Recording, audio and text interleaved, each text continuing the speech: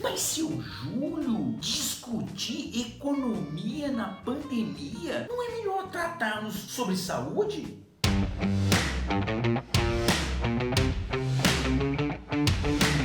Olá pessoal, eu sou o seu Júlio, advogado, economista, professor e palestrante. Não deixem de se inscrever no canal, tem pouca gente inscrita. Não esqueçam de acionar o tal do sininho. Me sigam nas redes sociais. Mas, seu Júlio, discutir economia na pandemia em que estamos vivendo, não seria mais lógico falar sobre saúde? Eu acredito que sim. Mas, mesmo com esta crise da saúde, nós podemos observar algumas fragilidades em outros campos que impactam diretamente a saúde. O que eu estou falando aqui são as fragilidades tanto do campo da tecnologia como as fragilidades da economia. Observe o que ocorre com a tecnologia. Avanços nós tivemos muitos nos últimos anos. Avanços na robótica, avanços na internet das coisas, avanço no mapeamento do DNA com uma nanotecnologia. Mas olha a dificuldade para se deter um vírus. Olha a inconsistência das falas do dia a dia. Observamos também como isso leva uma angústia ao homem. Mesmo com toda a sua capacidade, ele tem um limite, ele está posto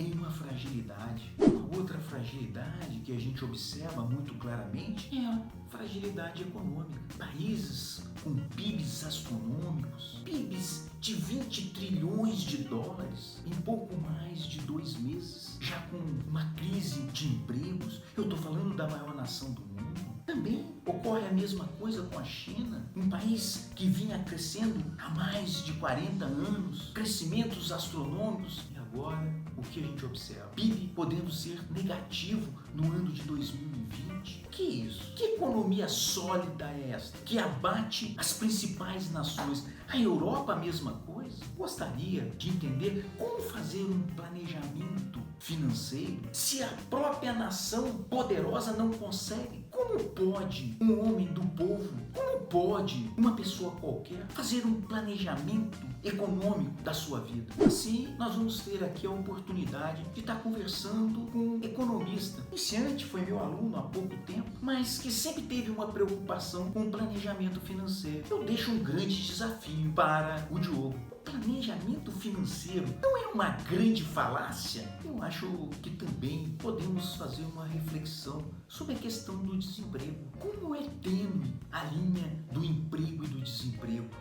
Fala pessoal, tudo bem? Eu sou o Diogo Brandão, economista, também lido com os temas de finanças pessoais. Estou aqui a convite do Júlio, ele pediu que eu gravasse esse vídeo rápido para vocês para falar a respeito de como a gente pode lidar com as nossas finanças nessa época de crise. A gente está vivendo uma pandemia, isso no Brasil e no mundo, e a gente está vivendo um cenário muito incerto, tanto em relação à economia quanto em relação à saúde.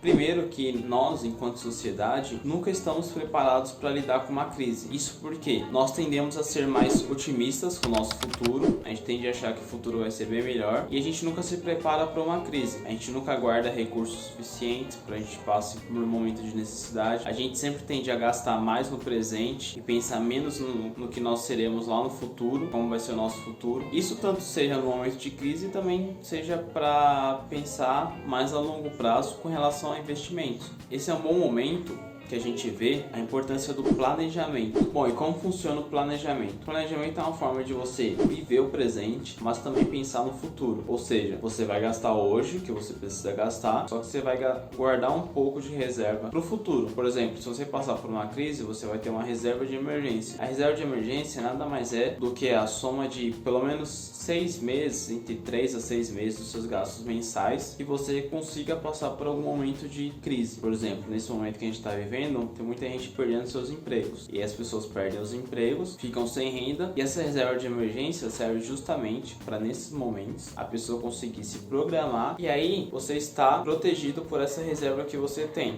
Bom, a segunda coisa é você ter um planejamento melhor dos seus gastos. A gente sabe já que você tem que tirar uma parte dos seus recursos para fazer essa reserva de emergência num primeiro momento. Claro, se você estiver endividado, o ideal é que você pague essas dívidas antes de qualquer coisa, e aí depois você comece a construir essa reserva de emergência. Depois disso, você começa a guardar um dinheiro para investir. Esses seriam os 3 passos, vamos dizer assim. E aí, planejar os gastos nada mais é do que você tomar decisões com base na sua realidade. Vamos considerar que você tirou uma parte do seu dinheiro e destinou nessa reserva, e aí com o que sobrou, você vai trabalhar esse dinheiro para que você consiga viver, basicamente, né? Então você vai tirar para lazer parte desse dinheiro. E aí, por exemplo, tem gente que fala, é 20%, é 15%. Isso aí você vai ver várias formas, mas o importante é você destinar algo que seja bom para você, né? Algo que você considere que seja um valor razoável. Vamos supor que você tire 10% do seu salário mensal para essa reserva no início. Então você tirou, você ganha, sei lá, R$1.000, você tirou R$100 todo mês, você vai viver com os outros 900. Desses 900, vamos supor que você tire 50% para gasto essencial. O que é o gasto essencial? Ele é aquele gasto que você tem todo mês na sua residência, na sua casa. Conta de luz, conta de água, os gastos do mercado, e aí você tira, vamos supor, 20% para um lazer e o restante você tira para fazer algum curso, para investir de alguma forma e tal. Essa é só uma das maneiras que você pode ver e lidar com o seu orçamento. Eu gostaria aqui de agradecer imensamente as palavras do economista Diogo